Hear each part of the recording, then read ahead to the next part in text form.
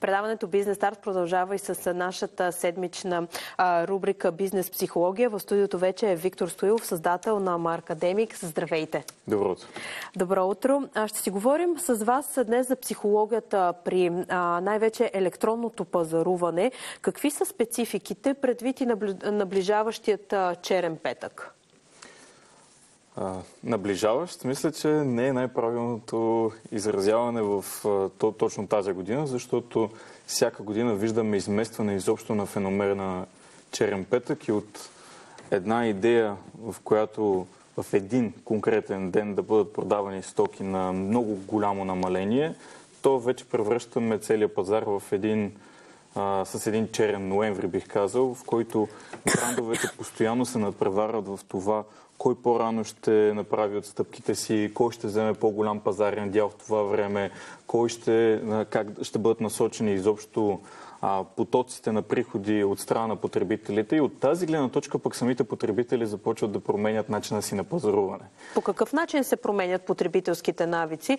Защото този феномен черен петък, знаем, той е отскоро го наблюдаваме последните няколко години на българския пазар. Това е една американска традиция, която се пренесе и при нашата търговия. Как се променя според нея психологическото потребление? Да започнем от там. Българският потребител става все както ние казваме, дигитално грамотен. Тоест, той разчита все повече на това да проверява информацията си, отколкото през всяка предходна година. Това не означава, че разбира се няма потребители, които се заблуждават и така нататък, от което се възползва част от търговците. Но това, което наблюдаваме е, че вече е много по-трудно на масовия търговец да успее да завладее пазарен дял през ноември месец, ако не предложи по-добра отстъпка. И това, което се наблюдава всъщност тази година, което за мен е много интересно, че много голям брой от големите бизнеси на българския пазар започнаха да представят своя черен петък още в началото на месеца. По този начин, надявайки се, че ще вземат колкото се може по-голям пазарен дял и всъщност потребителите, които така или иначе искат да се възползват от черния петък, да го направят още в началото на месеца. Другото нещо, което е важно да отбележим тази година, че реалният черен петък, който идва сега в петък, е много по-близо до коледните намаления и до коледните кампании, отколкото миналата година. Тези 4-5 дни разлика, които имаме всяка година в това, кога просто ще падне последният петък на месеца, всъщност правят много голяма разлика. И за брандовете е много важно, особено тези, които имат силни коледни кампании, да отдалечат колкото се може повече черният петък от коледните кампании, защото те знаят, че на Коледа хората пазаруват много по-емоционално, докато на черен петък мислят много повече за това как да направят най-добрата сделка за себе си. По какъв начин обаче се променя потребителското поведение спрямо този тип намаления? Отлагат ли хората важни покупки, за да дойде ноември, за да могат да го купят на намаление, или по-скоро това не е водещо при потребителите? През октомври месец със сигурност това нещо го има и започва да се забелязва. Ако предните години наблюдавахме как в началото на ноември месец имахме едно стагниране на продажбите в електронната търговия, то сега наблюдаваме този феномен в края на октомври месец. Ако един потребител иска да си купи нещо лятото, той няма да чака да дойде черен петък. Но ако знае, че до седмица-две се очаква да има сериозно намаление и знаейки колко по-сериозна става всъщност борбата между брандовете, то определено потребителят е много по-склонен да изчака малко, да дойде най-добрата оферта за него и чак тогава да направи поръчката си. Кои са успешните стратегии при електронното пазаруване? Това ще бъде от страна на потребителя или от страна на бизнеса? Нека да ги погледнем и от двете гледни точки. От страна на потребителя е много важно да си прави проучване на стоките, които иска да пазарува. Не е чак толкова трудно да се влезе в Google, да се проучат всички магазини, които продават определени артикули. Ако ние предварително си набележим един списък от неща, които така или иначе имаме нужда от тях и искаме да ги притежаваме, да направим предварителното проучване и просто да изчакаме да видим кой какви отстъпки ще даде. Мога да ви гарантирам, че така можете да си спестите ни 30-40% от пазарната кошница по този начин. От гледна точка на бизнеса, това, което трябва да направим е преди всичко да бъдем честни и откровени в това, което правим като комуникация. Не може цял октомври месец, цял септември месец да давате определени цени или пък определени намаления, след което на черен петък изведнъж да се окаже, че имате фалшиво намаление, което е нещо, което за съжаление също наблюдаваме на българския пазар. Друго нещо, което самия бизнес трябва да направим, много трябва да внимаваме с един феномен и то е отстъпките до хикс на брой проценти. Потребителя свикна, че когато вижда до 50%, до 40%, той знае, че вътре ще намери само няколко артикула, които да бъдат на до 50% наистина, докато повечето ще бъдат на 15-20%. Тоест трябва да бъдем много по-директни и ясни в комуникацията си, защото, пак казвам, потребителя става все по-наясно с ситуацията на пазара. Кои са основните грешки, които се допускат в онлайн търговията? Отново от страна на бизнеса или на потребителя? Да ги погледнем и от двете гледни точки, защото това е двустранен процес. От страна на потребителя е наистина, ако вземем все още частта от населението, което частта от потребителите, които не правят достатъчно проучване, то това е да взимат много големи емоционални решения, виждайки просто един продукт.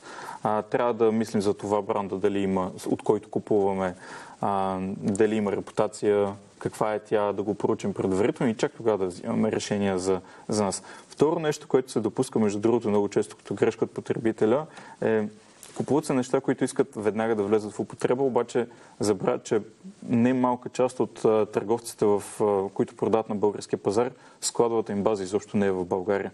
Оттам забавянията в този период са по седмица, по две и потребителите много често се подвеждат именно по това. От гледна точка на търговците, аз бих казал, твърде дълги периоди на разпродажби. Разпродажби веднага преди черен петък също е огромна грешка, която може да се допусне. Пак казах, ако имате до момента 20, 30, 40% намаление и следващата седмица имате черен петък, естествено е, че потребителя няма да има кой знае каква голяма мотивация да направи поръчка от вас. Така че ако изчистим чисто измамните, бих казал, подходи, които често се използват от търговците, то като чисто маркетинг грешка бих сложил прекалено честите намаления, които се правят, или недостатъчно голяма мотивация от гледна точка на проценти намаления, което да бъде правено. Това, което забелязваме в момента в Западна Европа и в САЩ, е, че за да може да не се дава просто намаление 30%, 40%, 50%, започват все по-често да се правят оферти, които са купи едно, вземи второ безплатно или купи две, вземи трето безплатно. Защото по този начин средната стойност на една количка се увеличава или остава същата, а потребителят получава повече. По този начин ние си гарантираме, че потребителите, които ще купуват от нас, ще имат все пак възможността в бъдеще да си купят нашите продукти на оригинална стойност. Докато ако ние намалим, да кажем, един продукт, който струва 200 лева, го намалим с 50% и той струва 100 лева, то много трудно ще убедим след това потребителя да си купи нещо на оригинална цена 200 лева. Това ли е пресечната точка между психология и търговия? Да знаят търговците по какъв начин да представят продуктите си? До огромна степен, защото това, което се наблюдава в световен мащаб е, че брандовете, които бяха много успешни след COVID вълната, те започват да стагнират много сериозно в последната, бих казал, година и половина. Защо? Защото те не осъзнаха, че трябва да променят подхода си, що се отнася до потребителско поведение и разбиране на самия потребител. Не можем ние да разчитаме изцяло на това, че в периоди на разпродажба ние ще гарантираме нов поток от клиенти на нашия бизнес. Ако този поток от клиенти не може да си позволи или не вижда стойността в нашия бизнес на оригинална цена, то ние не можем да разчитаме само на разпродажбите. Разпродажбите трябва да бъдат там така, че ние да направим по-добър кешфлоу на бизнеса и да изчистим складово пространство. Това е. Като наблюдавате пазарът, как виждате развитието на онлайн търговията? Говорим, ако погледнем изцяло на пазарът, както пазаруването физически, така и онлайн. Как се развива онлайн в търговията през последните години? Много по-балансирано, с много по-леки ръстове, отколкото виждахме по време на COVID, което е съвсем нормално. Така че това, което се получава, всъщност е, че по-сериозните бизнеси, които са по-гъвкави, започва да се показва, че не са били просто продукт на COVID, ами наистина успяват да правят ръстове всяка година с едни 20, 30 до 40% в по-добрите случаи. Ще чакаме информация от Българската e-commerce асоциация за официални статистики за потреблението в България, но аз предполагам, че няма да бъде с кой знае колко големи темпове на ръст спрямо предишни години. Как виждате вие развитието на онлайн, на електронната търговия след този голям бум и след това развитие на изкуственият интелект? Какво ще промени изкуственият интелект в търговията? Изкуственият интелект вече започна много сериозно да променя електронната търговия от гледна точка на това, че много голяма част от механичната работа, която до този момент е била извършвана от служители, вече може до голяма степен да бъде извършвана от изкуствения интелект.